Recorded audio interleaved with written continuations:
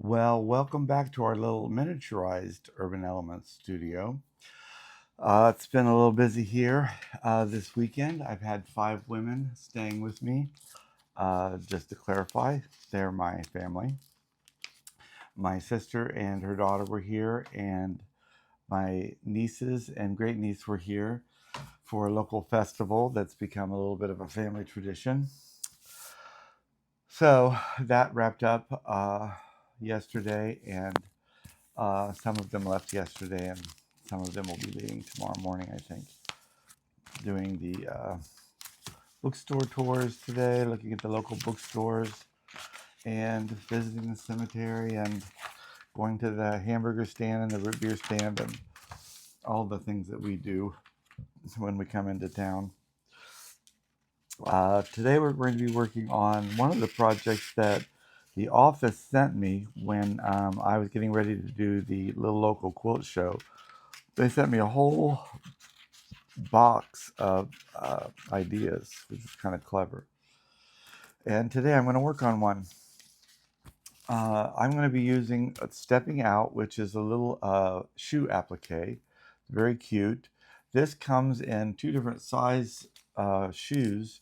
There's this one, which is just a one shoe. It's a little bit larger. This one's 8 by 7 1/4 finished, background size. And then this one is 8 by 7 1/4 with all 3 of them in there. So this would be much smaller shoes. But I'm going to be using this one today. And what I'm going to be using it on is a travel bag for shoes. So this should be pretty simple. It'll be, once I'm finished, it will be finished. So we have our package. And the package, as always, has the color cover sheet, which is really great because it helps you with the placement of all of the pieces.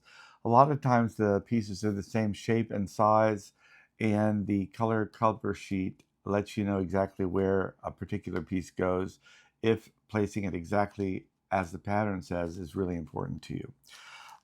So I find that helpful. I've found it helpful many, many times because I can get confused. It also has the full-size paper pattern in it, and I just a second ago cut off the instructions on how the applique process works. And there's also more instructions sheet in there as well. So I'm going to put those two aside for the time being. And one of the things I always like to do is just give my paper pattern a press when I get it out, just to get the creases out of the paper from when it was folded. And I'm going to go ahead and push my little on button. I've got a raspy voice today. That's why I've got my tea. So while that heats up, let me see what else I can tell you. It's been warm and cold, wet and dry, wet and dry. So I'm still making progress down in the what will be the finished studio, more of a larger combined studio with my space and the public space, video space. So I'm still working on that. I had gotten 5 big shelving units. There was a hair salon that was closing, and there was a contractor that was tasked with emptying out the salon of all of its fixtures and getting it back to the shell of the basic shop so they could rent it out again. And he basically had put these shelving units on Marketplace, and there was 5 of them, and I think they were $80 for all 5. And they have really thick 1/4-inch glass shelving, and each unit has 5 shelves. 3 of the units are 12 inches deep, and 2 of the end units are 16 inches deep. And all told, side by side, they're 13 feet long. And I'm going to use those in the studio downstairs. banking the back of one of the sewing areas, and I'm going to stack on the shelves some quilts, folded quilts. That's my goal. The wall itself is 13 feet, and these all together are 13 feet, so it'll be a perfect fit. So I was excited about those. But what I was really excited about is with everybody here, I was able to get them all down in the basement and out of the garage. So that was a kind of a big hurdle for me. I always like to iron my paper from the back just so I don't get any ink transfer onto the iron. And once I have the creases out, I can go ahead and get ready to start doing the applique work. The reason I like to do that is I don't want any of the creases in the paper to translate into misplacing a piece onto my applique.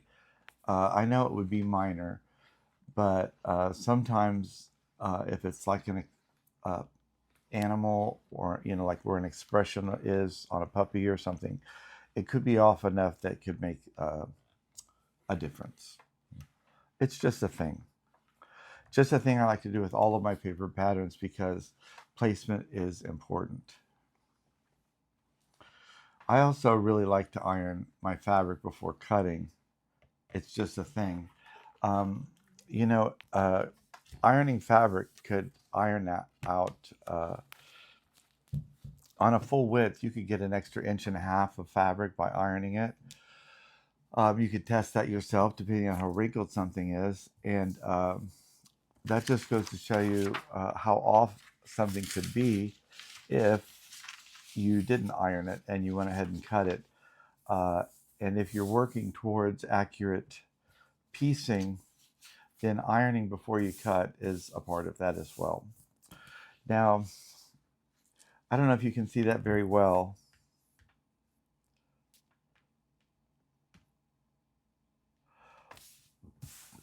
I can see it really well. But if you don't have a light box, there's other ways to do this. You could do it up against a window, a glass door. You could do it up against a television with just a light scenery in the background. You could do a coffee table, glass top table with a light underneath it. A lot of times, if the your material is very light, you really don't even need one. But sometimes if you're doing something on something like wood, you're not going to be able to use the paper pattern at all. And then you're just going to be using the color placement guide and giving it a reference with your eye. It's just going to be eye-hand coordination at that point. So sometimes you will be doing that. But just keep in mind that you can also use these appliques on a variety of substrates. It can go on wood, glass, vinyl, plastic, anything that you could heat an iron on, or a blow dryer and heat it up just long enough to fuse the bonding agent, which is steam 2. And it also requires some steam. I think about the only thing we weren't able to get it to go on to were those bags at the grocery store that they put the groceries in that they're trying to ban, because those melt before the bonding agent would fuse. So now I'm going to go ahead and pull out all of my applique pieces, and in this case there aren't going to be a lot of them.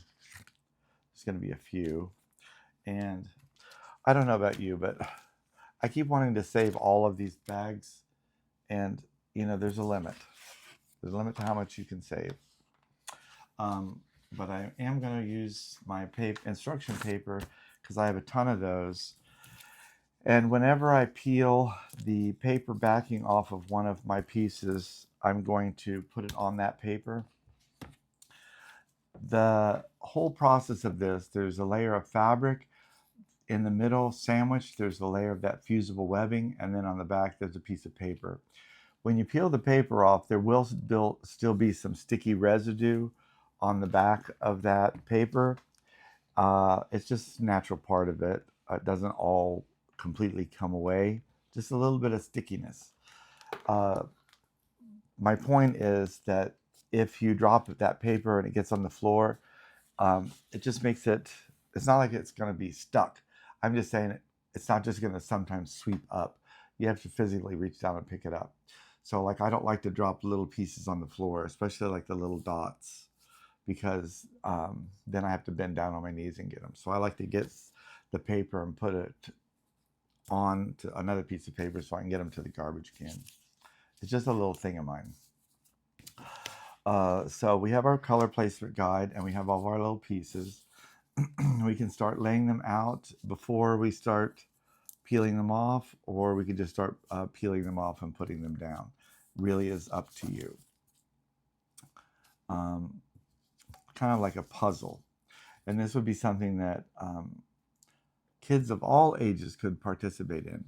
You absolutely could use this as a sort of a puzzle for the kids if they wanted to participate. And if you had a group of girls come over for a party, they could each do a shoe bag, and really almost no skill levels involved. It's really just peel, place, and press. And by that, all I mean is that you peel the paper off the back, and I usually just kind of bend the edge over, or you could score the paper in the middle with a sharp object like a pen or a seam ripper. So I peeled. Now I'm going to place this piece down where it goes. And then once I have all the pieces down, I would press. And the pressing does include some type of steam. So it's very easy. People who've never sewn before could absolutely do this. And it doesn't even require any top stitching. If bonded properly, steam seam requires no edge stitching at all. People are always surprised by that. That's because a lot of quilt shops have indoctrinated us into believing that we absolutely must top stitch all those edges, and we absolutely must not have to do that. You can if you want, but if fused properly, steam seam 2 is permanent. It can go through the washer and the dryer. We always had an apron with the turkey on it that we would wear to the shows that had been washed and dried dozens and dozens of times, and then it would get washed after every show because it would be dirty from all the people fingering it. And it was just lovely as could be. I always like to do these also in real time, just so that everyone can see that the process is really fairly quick.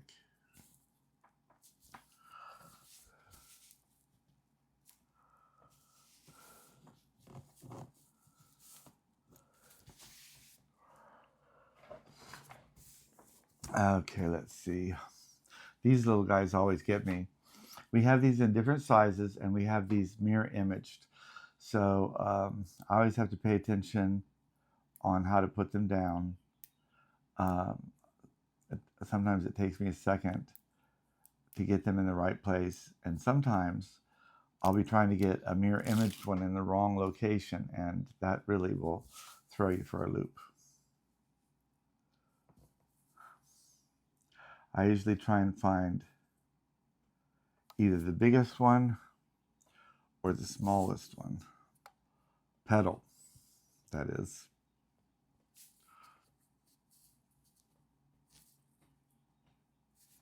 I'm not going to press that one down too hard because there's another one underneath it. So tell me, what have you been doing? I have been so anxious to get back to sewing. The bad thing about not sewing for me is that I have been participating in 2 bad habits since I haven't been able to sew. One of them is purchasing kits for sewing.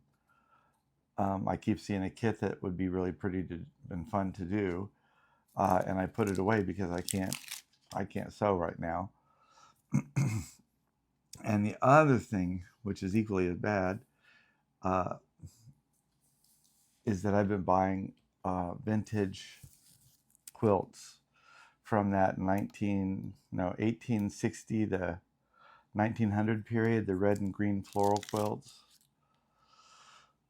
I'm really, really, really addicted to those. And the real bad part about it is I had to downsize when I moved into this house. So downsizing and purchasing additional quilts is, counterintuitive. I had to get rid of a lot of my quilts in order to do that. I gave away a lot of the quilts that I've made to my family members during the last two big family visits when they were both here for my mom and my dad's funeral. I probably gave away 10 or 15 quilts for each of those visits. And I've more than made up for that with vintage red and green quilts. And one of these days when I get things in order, I'm going to do a whole video on my little collection. And I don't necessarily buy just the perfect ones because I just love them in general. They're so beautiful to me. All of these just peel off so easily. I don't know if it's my climate. When my niece got here from Colorado, she said that it was so humid here. I don't even think about it as being humid. She said she felt wet, but I guess because I was born here, it feels completely normal. But maybe that humidity helps keep these papers peeling off really easily for me. If you're in a different climate and they're a little bit harder to peel off, then you could score the back of the paper in the middle of the shape with a pen or a seam ripper and then bend it, and where you've scored it, that paper will just peel right up. And that gives you a real handy place to get a hold of the backing paper and peel it off. Also, sometimes two things might happen. You might find that we didn't pack one piece. And if you contact us, we'll make sure that you get that piece mailed to you. In all of the ones that I've ever done, I think maybe once or twice that's ever happened to me. More often I've had an extra piece or two than I have been shorted. And I always keep my extra pieces in a pile in case I want to embellish something. The other thing that may happen is that the Steam 2 will stick to the paper and not the applique. And what I would do in that case is just put the paper back to the back of the fabric, refuse it with the iron, with steam, or a spray bottle. And then I would go ahead and after I fuse it, let it cool down, and then the paper will peel off again. So I have all of my pieces in place now, and all I've done is place them down. I haven't fused anything, but you can see that with the Steam 2, they have that little bit of tackiness on there, so it will stick in place. So now all I have left to do is to fuse them. And the one thing that I forgot to do was grab my little spritz bottle, and I do not have water in my iron. The reason I never put water in my iron is because, I always trip over the iron and pull the iron off the board and break a seal, or do something else that causes the seal to break and the iron leaks, or the iron gets old and starts leaking, or it goes through a self-cleaning cycle and ruins my background fabric. So I never put water in my iron. I always use a dry iron, and then I just use a spritz bottle, which I'm very happy with. But of course you could do it how you like to do it. So I'm going to quickly grab my little spritz bottle and put my little ironing board back up here, and we can get to the little fusing section of this. It's just a little bottle, pure water, nothing fancy. And I'm just going to go ahead and give the top of the applique here a little bit of a spritz. And then I'm going to use my Teflon pressing sheet, which I always like to use on top of the applique. And this does several things. It prevents any of the fusible webbing from coming out around the edge of the shape of applique and getting on the iron. It prevents anything that might have been on the sole plate of the iron from transferring to the applique or the background. It does insulate the process of heat transfer, so you won't scorch your fabric. But I will tell you that you cannot over fuse Steam-A-Seam 2, so it's not going to evaporate or dissipate and disappear. Most people will underfuse, not overfuse. One of the key identifiers of underfusing is that you're going to get gumming on the needle if you ever try and top stitch or quilt through fusible webbing after you've fused your product. So that's your number one eye opener, that you haven't fused long enough. Another thing is that sometimes when I get lazy, I will push the iron side to side rather than lift it up and down. We don't want to be doing this because you don't want to catch the edge of one of the shapes. And I have done that, and it scrunches up the applique, and then you fuse it in place because you can't see it because it's under the sole plate. If it's underneath this Teflon pressing sheet, it's pressed down flat and you can't scrunch it up. So it protects a lot of different things. And it's a one-time purchase, and I'm not trying to sell it to you because we don't sell them. I happen to have gotten this particular one from Laura Heine's web shop because she does use these quite frequently in her process with the type of mosaic quilting that she does with her applique shapes. And she's a lovely person. We had her years and years ago before she started her current process of quilting at the quilt shop I used to work at. I remember she had a really big 4-panel angel quilt that I still have the pattern to, that she designed in reference to her and her 3 sisters. So really, I've overdone how long I think I needed to do that. I'm going to do this back corner here a little bit more. People often ask how long they need to do it, how high the iron it needs to be. All of these things are unanswerable, really. It could be 8 to 10 seconds. I use a fairly high setting, but depending on the quality of your iron, the intensity of the heat it puts out, ambient temperature settings, what time of the year it is, if it's winter or summer, humidity levels, you're going to have to test for yourself. It's not going to be the same for everyone. It's kind of like your kitchen oven. Some people, generally a box cake mix will say bake at 350, but some people may have to put 340 or 370 or even 400 to get a cake to bake properly, or they may have to cook it for 28 minutes or 37 minutes. So it just depends on your environment. So after I've done that, I'm going to go ahead and spritz it again, and then I'm going to fuse it again, but from the back side. And the reason we do this is, I think I'm going to try and spritz it from the inside. I think I can do that. This particular piece does have layers. Some of them don't, but as you can see here, we have the background, a flower, the center of the flower, and then a very center of the flower. So that's 4 layers. And some of the applique shapes or designs have even more than that.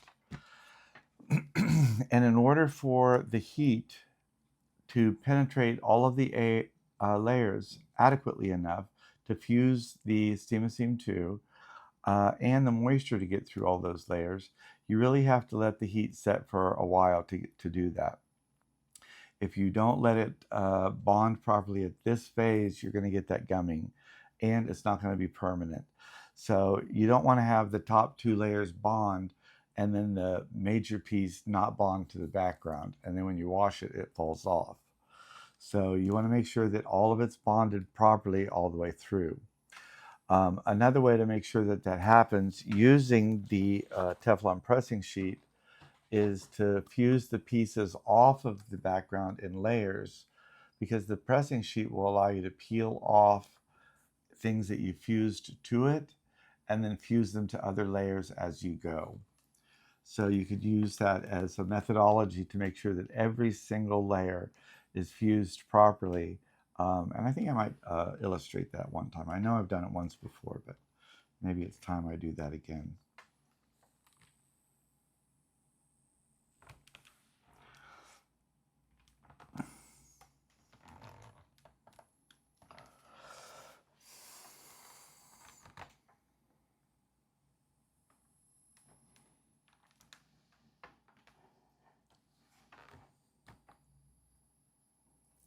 One of the nice things about spritzing for me also is that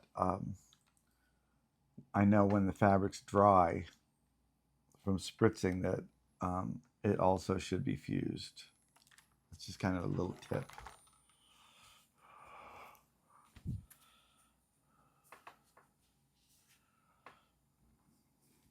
And there you have it. And the nice thing about, as I said, that this does not need any top stitching. In the case of something like this, which is a travel shoe bag, there would be no way to really stitch through this because it's already made into a bag. And, you know, I wouldn't want to have to go through any process of taking it apart or using the free arm system just to top stitches.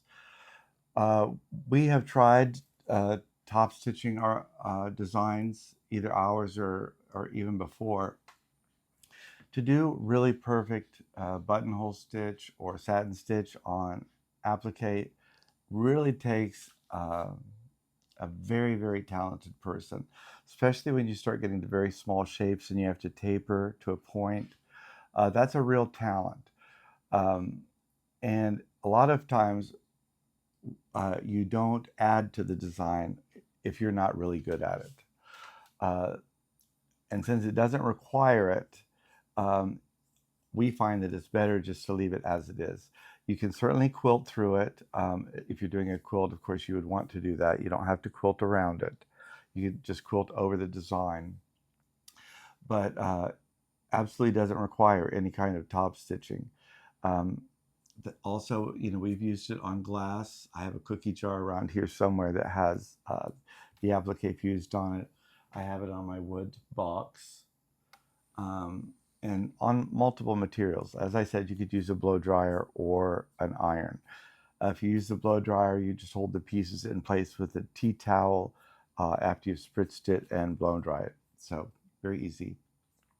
So that's going to be it for today. I'm going to get this onto the computer and edit it and upload it before my sister gets back with her daughter. They went to downtown to the bookstores, the used bookstores. So that's it for me. Thanks for stopping by. Until next time, keep piecing it together.